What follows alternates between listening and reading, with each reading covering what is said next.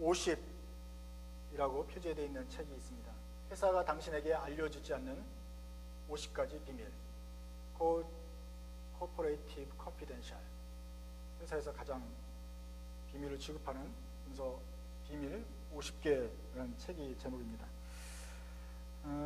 여러분 여기 나온 내용인데 한번 읽어보십시오. 여기서 제가 10가지 읽어드릴 텐데 여러분 생각과 일치하는 것이 얼마나 되는지, 과연 예라고 하는 것이 몇 개가 되는지 한번 손으로 세어보시면서 들어보시기 바랍니다. 10개를 읽겠습니다. 능력이나 실적이 뛰어나면 승진이나 연봉은 자연스럽게 따라온다. 2번, 직접 대화하기 어려운 말은 이메일로 전달하는 게 편하다. 3번, 개인적으로 어려운 문제가 생기면 동료나 인력개발 담당자와 상의한다. 4번, 회사는 재정적 어려움 때문에 어쩔 수 없이 정리해고를 단행한다. 5번, 내가 맡은 업무는 스스로 알아서 처리하는 게 바람직하다. 6번, 회사와 상사는 똑똑하고 유능한 인재를 원한다. 7번, 휴가는 재충전의 시간이므로 한꺼번에 몰아서 장기간 다녀온다. 8번, 노동법은 부당해고로부터 직원을 보호해준다. 9번, 직장에서 말하지 못했던 불만사항은 회식 때 꺼내는 것이 좋다. 10번, 내가 옳다면 회사는 상사보다 내 편을 들어줄 것이다. 여러분은 이 중에서 몇 개의 예스라고 대답을 하셨습니까? 2개 나왔습니다. 3개요? 제로. 다른 분 없습니까? 2개 이상 없습니까? 네, 이 사람은 이렇게 말합니다. 하나 이상의 항목에 체크했다면 당신은 지금 위험하다. 직장에서, 이 책에서는 직장도 하나의 조직이기 때문에 겉에서 보이지 않는 내부의 방침이 있다. 그리고 직원들의 복지가 중요하다 말을 하지만 실제로 직장에서 중요하게 생각하는 것은 바로 회사의 발전과 돈과 조직의 질서다. 그러므로 회사에서 말하는 것과 실제로 회사가 원하는 것을 잘 살펴야 여러분의 승진이 보장이 된다. 뭐 이렇게 말을 하는데, 이런 것은 회사에선 드러내놓고 말을 하지 않는다. 이것은 교과서에 나오는 일이 아니다. 그렇기 때문에 눈치껏 잘 살펴야 된다. 이것을 모르기 때문에 많은 직장인들이 실수를 하게 된다. 이렇게 말을 합니다. 인간 사는 세상에서 회사나 세상이나 돌아가는 자기 나름대로의 흐름이 있다는 것을 읽어야 되고 그 방식대로 소통하는 것이 중요하다는 말인 것 같습니다. 이것을 다른 말로 말하면 사내 정치, 회사 내에서 있는 정치라고 말할 수 있겠습니다. 학교에는 없느냐? 학교에도 학생들 사이에서 위계 질서가 있고 나름대로의 정치가 있죠. 거기서 해야 될 때가 있고 선후배 관계에서 어떻게 해야 될 그 나름대로의 몸가짐이 있습니다. 어머니 회에서도 나름의 질서가 있습니다. 그리스도인들은 정치에 초연하고 말씀과 기도만 붙잡으면 된다고 생각하는데 그러지 않습니다. 왜냐하면 그리스도인들도 세상에 속해서 살아가는 사람들이기 때문에 그렇습니다. 우리의 직장과 이웃생활 그리고 학교 여러 모임 등에서 정치 원리가 작동하고 있습니다. 그렇기 때문에 세상을 살아가는 그리스도인들이라면 세상의 질서가 어떻게 돌아가는지 알아야 됩니다. 열왕기상 2장입니다. 이 내용에는 별로 유치한 내용이 나오지 않습니다. 그렇지만 인간 세상 정치의 진수가 드러나 있습니다. 다윗이 유언을 하죠. 1절부터 9절까지 유언을 하는데 세어봤습니다. 1절부터 9절 중에서 하나님 명령 잘 지키고 율법을 따라 준행하라고 어디를 가든지 말씀과 율례와 증거와 말씀을 지키면 형통하게 될 것이다. 이런 한마디로 멋있는 구절은 이 9절 유언 중에 4구절에 불과합니다. 반이 안 됩니다. 그럼 나머지 5구절은 무엇이냐? 한 명은 잘 대해줘라. 그리고 3명을 꼭 죽여야 된다. 잊지 말고 죽여라.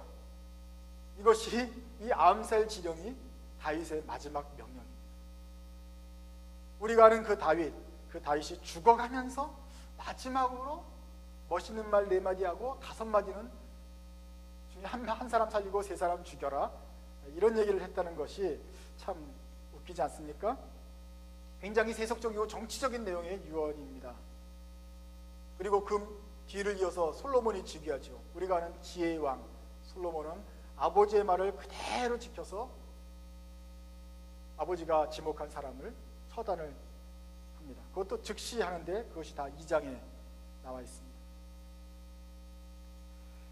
저는 이것을 보면서 이 50가지 비밀 중에 있는 네 번째 비밀이 생각났습니다.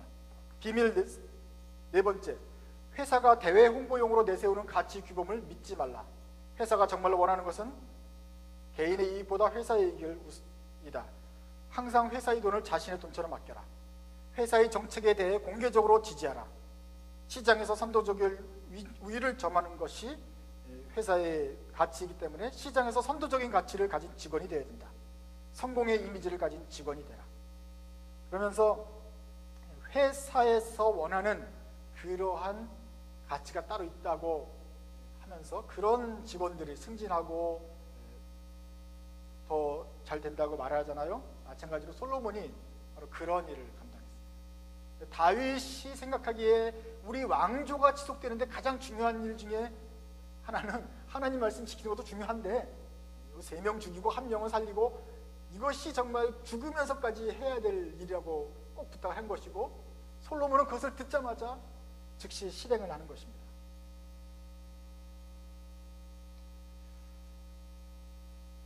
다윗이 말합니다. 내가 압살롬 피해서 도망갈 때 바실레의 아들들이 나를 도와줬다. 이 사람들에게는 호의를 베풀어서 그러니까 음식도 대해주고 그렇게 해야 된다라고 유언합니다. 그게 7절입니다. 이것을 보면서 승진이 바로 직속 상사에게 달려있다는 것이 생각납니다. 비밀 9번째, 문지기를 따돌리면 문 안으로 들어가지 못한다. 문지기는 바로 회사의 상사다. 회사의 눈에는 당신 상사의 눈에 비친 당신이 전부이다. 상사를 나쁜 시각으로 보는 시각을 가지고 있다면 그가 가진 장점을 계속해서 찾아야 된다. 당신의 가장 중요한 임무는 상사를 돋보이게 하는 일이다. 상사를 돋보이게 할수록 당신은 회사가 아끼는 직원이 된다.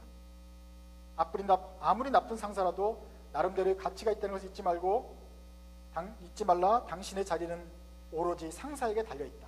상사는 영원하다. 바실레의 아들들은 다윗 왕이 도망갈 때 끝까지 그 다윗 왕에게 충성을 했습니다. 그리고 그 결과 다윗 왕이 죽더라도 그 솔로몬이 대를 이어서 그들을 잘 처리하는 것을 보게 됩니다. 이것이 다윗 왕이 했던 그 한 명을 살리라 하는 그 내용입니다. 나머지는 3명을 죽이는 내용이 남아 있습니다. 첫 번째로 거론한 사람은 요압, 그리고 두 번째 시므이 들입니다. 아니나 다를까 지난주에 얘기한 대로 그 아비아달이라는 사람이 솔로몬의 정적이었습니다. 거의 간발의 차이로 솔로몬보다 왕이 되려고 막 하려고 했던, 사실은 솔로몬보다는 형인데, 이복 형인데 굉장히 사람들의 신망도 없고 신료들도 한 반 정도가 그를 따라가는, 제사장도 일부가 가고 장관도 이쪽으로 가는 그런 세력이 커졌을 때 솔로몬이 때를 놓치지 않고 와서 왕이 되는 것이었지 않습니까? 문제는 솔로몬이 왕이 되고 다음에 그 아도니아가 문제인 것입니다. 아비아달이죠. 아비아달. 22절 보시면 거기서부터 갑자기 이런 얘기가 나옵니다. 아비아달이 솔로몬의 어머니인 바세바에게 찾아옵니다. 이런 부탁을 해요. 그 아비삭과 결혼하고 싶습니다. 아비삭은 바로 그 솔로몬 다윗 왕이 마지막에 전자담요처럼 사용했던 그 아리따운 처녀입니다. 그 처녀와 결혼하고 싶습니다. 말했죠.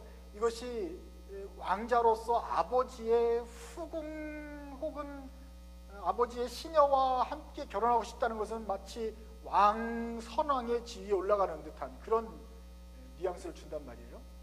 바세바는 또 그것을 가지고 솔로몬한테 가서 웬만하면 얘를 용서해 주지 않냐, 얘랑 같이 결혼하도록 해라 라고 솔로몬한테 조언을 합니다. 그러자 솔로몬이 이렇게 대답합니다. 어머니, 아버지의 처만 줄 것이 아니라 차라리 왕관까지 내어주시지 그래요? 이렇게 되면 이 사람은 기고만장할 것입니다. 이런 굉장히 왕권을 위태롭게 하는 것입니다 라고 말하면서 이것을 반역으로 생각하고 아도니아를 처단을 합니다.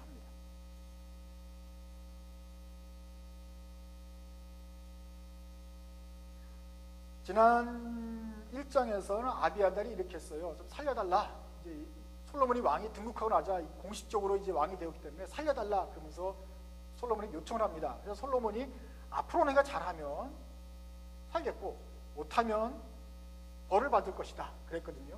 그래서 아직 그게 그 긴장이 계속 되는 상황일 때 아비아달은 조용히 있었어야 돼요.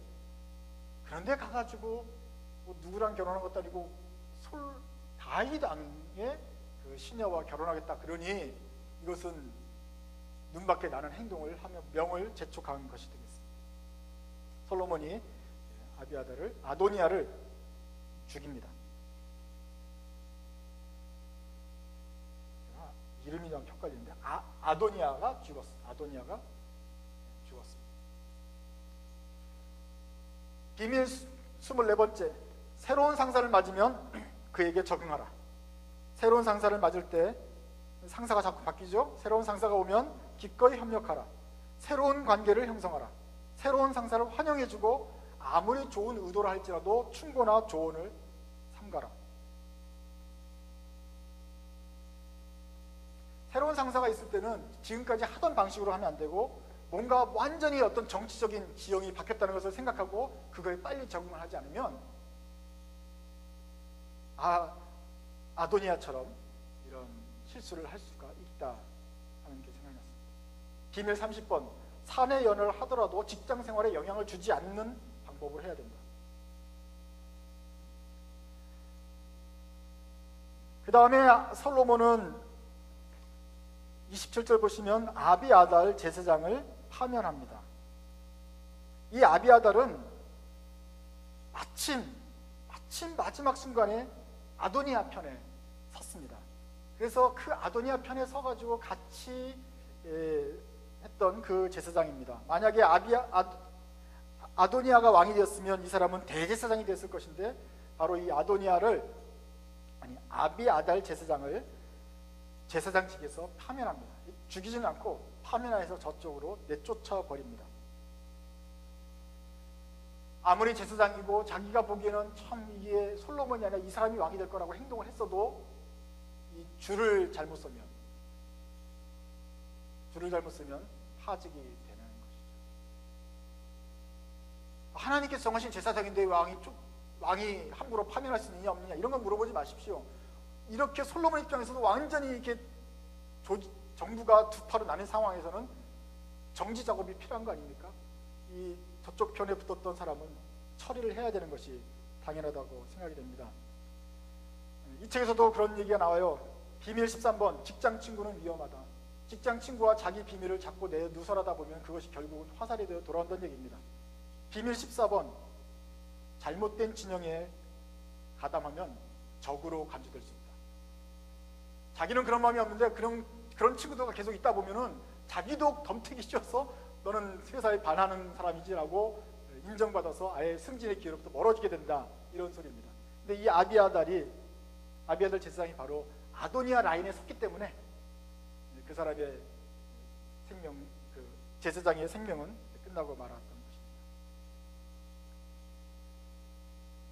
그 다음에 군대 장관 요압을 처리할 차례입니다. 자기의 정적, 형 죽이고 그다음에 그쪽 편에 섰던 제사장과 종교적인 지도자, 그쪽에 섰던 군대 장관을 처리할 차례입니다. 이게 바로 요압 장군입니다. 34절을 보시면은 군대 장관 요압이 있는데 이 요압이 누구입니까? 사무엘상부터 읽어보시면 다윗과 함께 계속해서 나왔던 사람이 바로 요압 장군입니다. 사울을 피해서 다윗이 막 어려울 때도 같이 있었던 그 다윗의 오른팔 요압 장군. 요압 장군은 끝까지 다윗을 보호했지만 그때 한 가지 실수를 한 게 있어요. 자기네 집안 사람이 죽었다고 막 화가 난 바람에 다윗이 이렇게 합친 조약을 하려고 그랬더니 들어가서 막 사람을 막 잔인하게 죽였습니다. 다윗이 아주 결정적인 순간에 자기한테 이렇게 참 어렵게 만들었던 요압의 그 잔인성을 기억을 합니다. 계속 꼽고 있어요. 그런데도 계속해서 요압과는 이제 계속 같이 가죠. 왜냐하면 요압은 한마디로 개국 공신입니다. 다윗이 뭐 싫다고 해서 보낼 사람도 없고 실제로는 다윗 편에서 계속 있었습니다. 그런데 다윗에게는 걸리는 점이 하나 있었어요. 그래서 계속 갔어요. 걸리는 점이 있었는데도 계속 갔어요.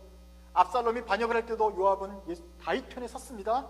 굉장히 충성된 사람이죠. 그러나 다윗은 늘 기억하고 있는 그 사건이 하나 있었어요. 마지막 순간에 이 요압 장군이 솔로몬 편을 안 들고 솔로몬의 반대편에 라인을 탑니다. 그러니까 요압은 끝까지 다윗 편에 섰어요. 일생 동안 잘 섰는데 마지막 순간에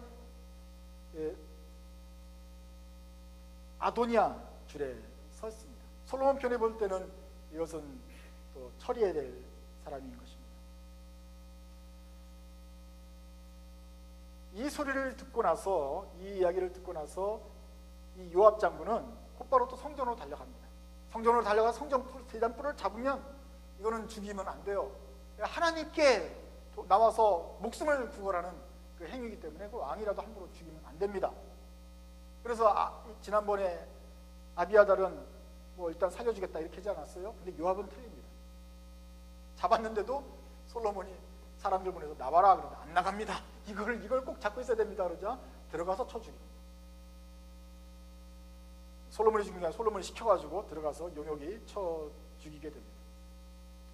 그러니까 솔로몬의 편에서는 이 사람은 이 처리를 해야 되는 거예요. 패키지로 왕과 제사장과 군대 장관 이쪽 편에 섰던 사람들은 아예 패키지로 처리를 해야만 되는 상황이 되는 거예요. 아무리 자비와 평화를 얘기했어도 궁중 내부의 질서상 이 사람들은 죽어야 되는 상황인 것입니다.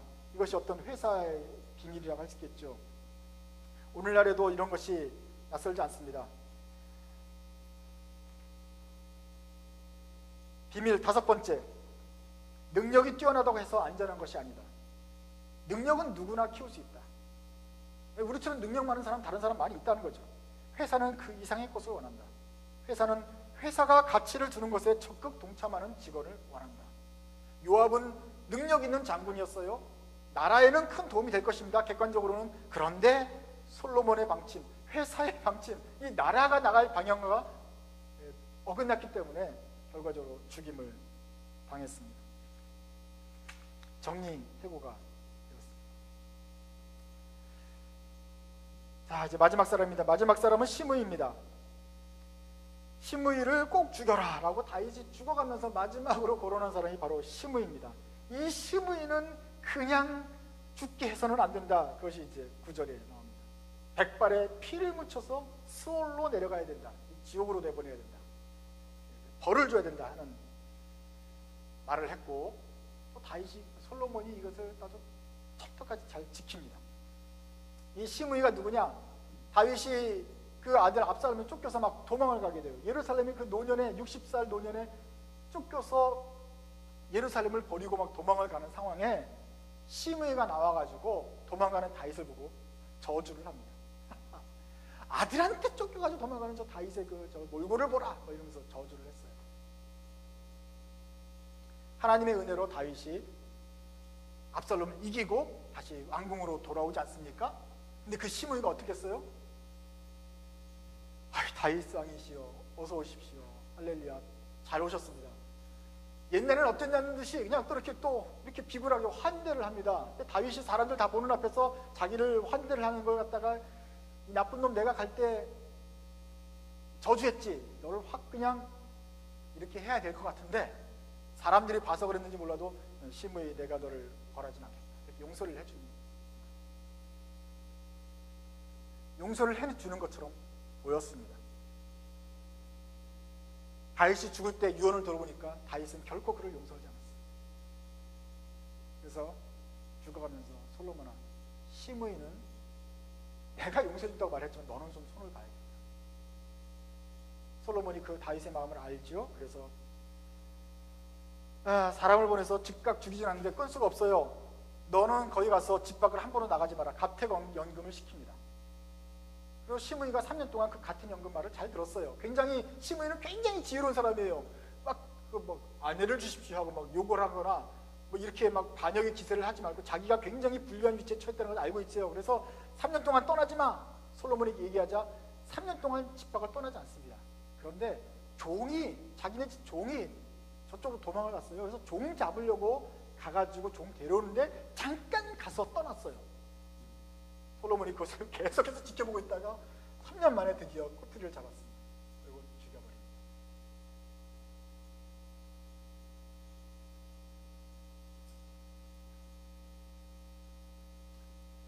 비밀 8번째, 직장의 언론의 자유는 없다.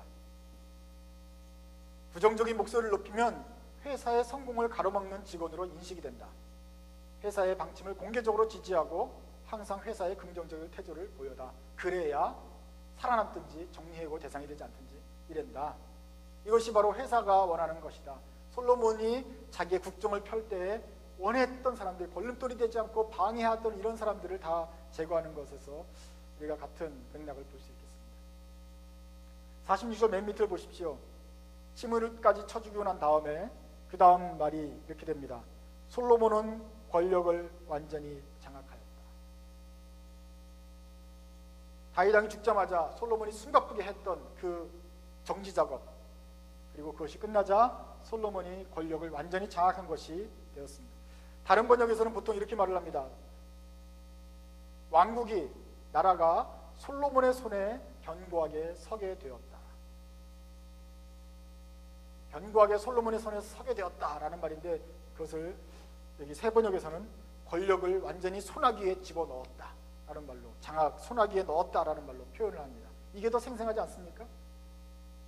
모든 자기의 정적과 그 반대파들을 제거하고 권력 승계 작업을 완전히 잘 마무리 끝냈습니다. 이제야 비로소 왕위로 올라서게 된 것입니다. 솔로몬이 즉위하자마자, 다윗이 죽자마자 왕궁에 피바람이 불었습니다. 우리나라 역사에도 이런 게 기억나지 않습니까? 조선 태조 이성계가 죽고 난 다음에 이방원이, 왕에서 물러난 다음에 이방원이 왕이 될 때 그 형제들을 다 죽여버리잖아요. 그러고서 자기가 왕이 되는 것을 볼 수 있습니다. 모든 정치적인 동원, 음모와 또 무자비, 이런 모든 정치적인 행동들이 다 이 장에 나옵니다. 사람이 모인 곳에 이런 것이 나오는데 성경이 이런 것들을 하나도 가리지 않고 다 보여준다는 것입니다. 왜냐하면 아마도 지금도 우리가 사는 세상에서 이런 일이 일어나기 때문에 그렇습니다. 교과서에 나오지 않고 회사적인 정치에 대한 내용을 다루는 이 책에서는 자기 일만 열심히 해야 한다고 해서는 회사에서 인정받고 승진하는 것이 아니라는 것을 알려줍니다. 대신 상관에게 잘 대하고 줄을 잘 서고 적절한 방식으로 건의를 하고 직장 내에서 친구를 사귀는 방식에 대해서 말을 해줍니다. 그리고 이것이 교과서에 나오지 않지만, 차마 교과서에서 말하진 않지만 얼마나 이런 정치적인 측면이 회사의 흐름을 잇는 것이 굉장히 중요한지를 알려주고 있습니다. 여러분은 하나님에 속한 하나님의 백성입니다. 그래서 그리스도입니다. 그러나 여러분은 또한 동시에 세상에 속해서 사는 사람입니다. 하나님의 방식에서는 우리가 하나님 방식대로 살지만 세상에 속해 있을 때는 세상의 방식을 전혀 외면하면서 살아서는 안 됩니다. 우리가 사는 이 세상에서 돌아가는 방식을 이해하지 못한다면, 마치 여러분들은 자기 혼자 거룩하게 살면서 정치하는 담을 쌓고 말씀과 기도만 붙잡는 세상을 등진 수도사처럼 사는 사람들의 될지 모르겠습니다. 그것은 소명을 받은 수도자들의 몫입니다. 여러분들이 세상에 나가서 세상에서 살아남으려고 한다면 세상에서 움직이는 방식을 알고 있어야 되고 이해를 해야 됩니다. 설사 그거에 동의하지 않더라도 어떻게 돌아가는지는 알고 있어야 세상에 영향을 미치지 않겠습니까?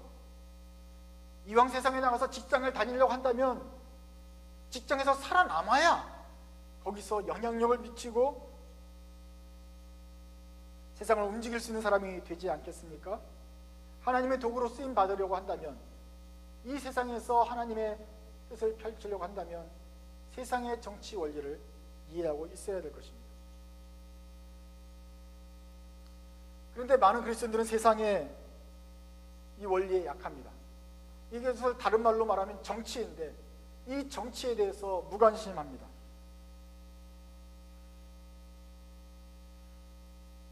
성경이 어떻게 자기에게 반대하는 사람을 암살을 해라, 음모를 꾸며가지고 그 사람을 제거해라, 덫을 놔라, 함정을 파라, 그 사람을 미워하라, 증오하라 이렇게 가르치지는 않습니다. 그리고 모든 정치가 다 그렇게 음모와 술수와 배반 이런 것만 있는 것은 아닙니다. 자기의 이익과 출세만을 위해서 남을 이용하라, 이것은 성경의 가르침과는 반대되지만 성경의 가르침을 유지하면서도 세상의 질서를 이해하면서 이 성경의 가르침을 세상에 적용할 수는 있을 것입니다. 악한 정치가 아니라 좋은 정치로서 세상에 영향을 미치는 방법이 있다는 말입니다. 예수님이 정치에 대해서 말씀하셨습니다. 아니, 예수님은 이 신시아 샤피로가 말한 이 50가지 비밀보다 더 중요한 정치의 원칙을 말씀하셨습니다. 기억하십니까? 마가복음 10장입니다. 예수님이 말씀하셨습니다. 승진을 하고 싶은 사람은 모든 사람의 종이 되어서 인자가 자기 목숨 버린 것처럼 사람들을 섬겨야 된다. 으뜸이 되려면 다른 사람의 종이 되어 섬겨야 된다라고 말한 것이 바로 예수님의 어떤 승진 법칙입니다. 예수님이 왕 중에 왕인데, 보수 중에 보수인데도 내려오셔서 사람들을 섬기고 구원하면서 정말로 어떻게 좋은 정치를 해야 되는지 보여주셨지 않습니까? 그리고 나처럼 이렇게 섬겨야 된다고 말씀하셨습니다. 그래서 예수님도 언급하는 것처럼 모든 정치가 나쁜 것이 아니고 나쁘게 하는 정치가 나쁜 것이죠. 좋은 정치, 예수님의 본을 따라하는 정치는 좋은 것입니다. 만약에 이것을 벌었다고 외면하면 정치의 희생양이 되게 되는 것입니다. 마태복음 10장 16절에도 예수님이 이런 이야기를 하셨어요. 제자들을 보내면서 말합니다. 너희들을 보내는 것이 마치 양을 이리 가운데 보내는 것과 같다. 그러면서 너희들은 뱀같이 지혜롭고 비둘기처럼 순결해야 된다. 너희들은 이제 저쪽 이리떼 같은 세상에서 살게 될 것인데, 그러면서 거기서 하늘의 신령한 복음을 전해야 되는 사람인데, 내가 보기에도 너희들은 정말 양이 이리떼 가는 것처럼 위태로운 상황이야. 그렇기 때문에 너희들은 뱀처럼 지혜로워야 돼. 그러면서도 비둘기처럼 순결할 수 있는 방법을 찾아야 된다. 도대체 이리떼들이 무엇을 노리려고 하는지, 어떤 전략을 써서 너희를 에워싸는지 알고 그것을 역이용하려면 더 눈을 부릅뜨고 지혜로워져야지 너희가 살아남을 것이다. 그래야 세상을 이길 수 있지 않겠느냐 주님이 말씀하셨습니다.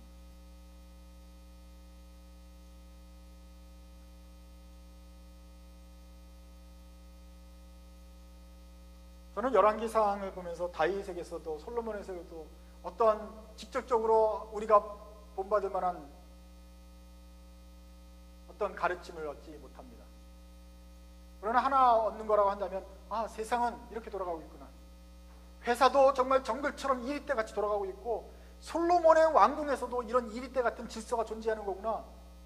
그러면 정말 하나님의 부르심을 받은 사람들은 이런 정글 속에서 어떻게 살아남을 것인가, 어떻게 하나님의 그 복음을 유지하면서 살아남을 수 있을 것인가, 영향력을 미칠 수 있을 것인가, 우리가 더 지혜로워야겠구나 라는 생각을 합니다. 지혜롭지 못했던 심의, 마지막에 잘못 썼던 장군으로서의 용기는 있었지만 그 분노를 제어하지 못하고 마지막으로 솔로몬의 편에 서지 않아서 죽었던 요압, 또 솔로몬과 대적했는데 목숨은 겨우 살았다가도 나중에 솔로몬의 아비삭과 결혼하겠다고 그렇게 나서가지고 목숨을 재촉한 아도니아, 이런 사람들 보면서 이 사람들이 얼마나 돌아가는 정치에 무지한 사람이었는지 반면 교훈을 얻게 됩니다. 여러분, 올해 한 해를 돌아보십시오. 이렇게 돌아보면서 우리는 반성해야 됩니다. 생각해야 됩니다. 과연 우리 한 해 동안 나는 주님의 제자로서 순결하게 살았는가? 정말 나의 행동과 나의 기획과 나의 모든 모사와 계획들이 비둘기 같은 순결함이 그 속에 있었는가? 아니면 거짓된 동기와 어두운 음모가 이 속에 있었는가 반성해 봐야 됩니다. 또한 동시에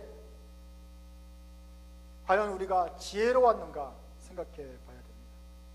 과연 나는 나의 주위를 둘러싸고 있는 모든 이웃들과 고객들과 또는 상사와 직장과의 관계, 친구들과의 관계 속에서 과연 뱀처럼 지혜로웠는가, 아니면 무슨 일이 일어나는지 도무지 알지 못하고 그냥 순수하게만 살다가 어려움을 겪고 있는 것은 아닌가 생각을 해봐야 됩니다.